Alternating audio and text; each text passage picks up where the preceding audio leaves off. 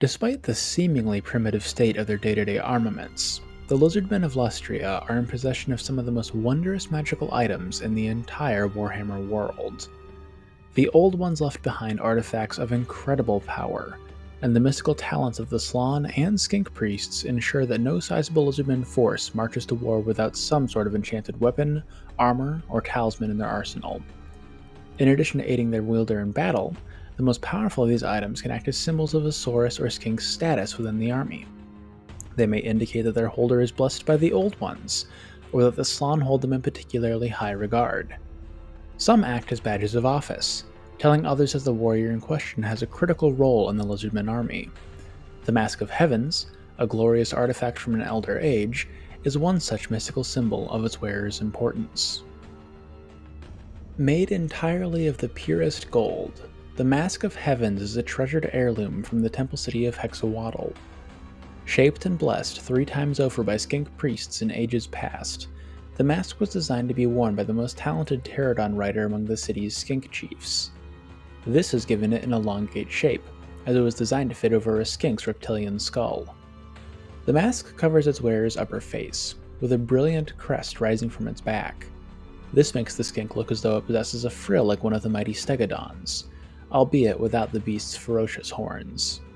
Smaller golden plates jut from the mask's cheeks, making its Skink wearer look even larger and more intimidating to those who dare confront the Lizardman Air Force. While these shining frills are certainly impressive, the Mask of Heaven's true power comes from the enchantments laid upon it. By donning the mask, the wearer finds their consciousness melded with that of nearby Pterodons. This lets them become one with the flying reptiles, bending their will to his own. A unit of Pterodon riders led by a Skink wearing the Mask of Heavens can fly with a unity of purpose unheard of among other races, letting the wearer and their fellows dart through the canopy like a single, terrifying airborne predator. The dense plant life and narrow valleys that render most aerial units nearly useless in Lustrian jungle combat are no barrier to these warriors, and they fly through terrain that not even a Night Goblin fanatic is mad enough to pass through. Such surety of movement also makes the flying reptiles excellent at dodging missile attacks, and only the best marksman in the world can hit the flitting form of Pterodon and Rider. As if that wasn't enough, the mind melding bestowed by the Mask of Heavens gives nearby Pterodons the wearer's skill in battle. As the wearer is always the most skilled Skink chief in Hexawatl, this ensures that the mighty beasts fight with a skill unseen among their kind. With all these enhancements in mind, it's little wonder that only the most elite enemy units can hope to prevail against a unit of Pterodon riders led by a Skink wearing the Mask of Heavens. In addition to its magical powers, the Mask of Heaven's brilliant appearance marks its wearer as Hexawatl's Master of Skies, the highest rank a Skink chief can attain. A Master of Skies is only answerable to Skink priests and the Slann, and he has complete control over Lizardman army in their absence. Even when a Slann is present, the Master of Skies will command the army's air force, leading units of Pterodon and Ripidactyl riders in daring raids and backline assaults against the enemy's missile units and artillery pieces. The Skink chief known as Tiktaq'to is Hexawatl's current Master of Skies, and as such the Mask of Heavens is under his stewardship at the moment. He has used its magical abilities to perform incredibly daring acts of aerial combat and sabotage, but these will be covered at a later date. In Total War Warhammer, the Mask of Heavens is one of Tiktaq'to's magical items. It's unlocked in a quest battle against the Skaven army at level 7, and while by no means necessary to have fun with Tiktaq'to, it does provide some nice bonuses. First, it gives him plus 10% movement rate on the campaign map, which is always good to have.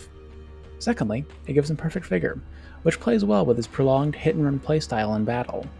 It's also part of the Terror of the Sky equipment set, alongside the Blade of Ancient Skies. If you equip both items at the same time, Tiktaq'to gives you plus 1 control in all provinces, and increases the speed of Pterodons, Ripidactyls, and Coatls in all of his armies faction-wide. Finally, it gives Tiktaq'to the Master of the Heavens special ability in battle. This is the only bonus that makes its way into multiplayer as well as single player, and it's honestly really good. Any friendly flying units within 55 meters get plus 23 armor and plus 10 melee defense, even when they've landed on the ground. This applies to Tiktaq'to as well, and it's part of why he's such a good duelist. His armor is still pretty pitiful even with the Mask of Heavens, but that plus 10 melee defense makes him really tough to hit. The real utility of this becomes apparent if you bring a contingent of Ripidactyls alongside him, however.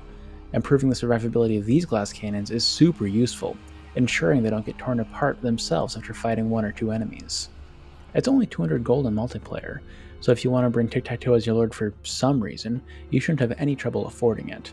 In fact, I go as far to say that if you bring Tiktaq'to in the first place, you really should be bringing it for this mask alone. With the Total War segment out of the way, we've come to the end of our overview of the Mask of Heavens. I hope you like learning about it and Tiktaq'to, because we have a bit of a themed week coming on. Because there's comparatively little written about everyone's favorite pterosaur riding skink, I think it would be fun to cover everything related to him at once. This is just the first video. Next up should be his weapon, the Blade of Ancient Skies, followed by an overview of the pterodons he bonds so closely with.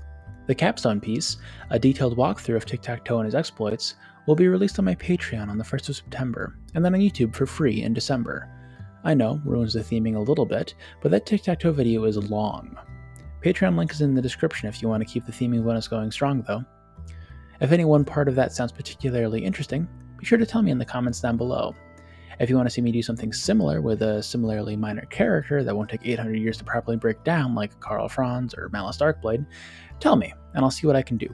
Requests from those who join my Patreon get special consideration. That's all for today though, so until next time, this has been Sigmar Chosen, signing off for now.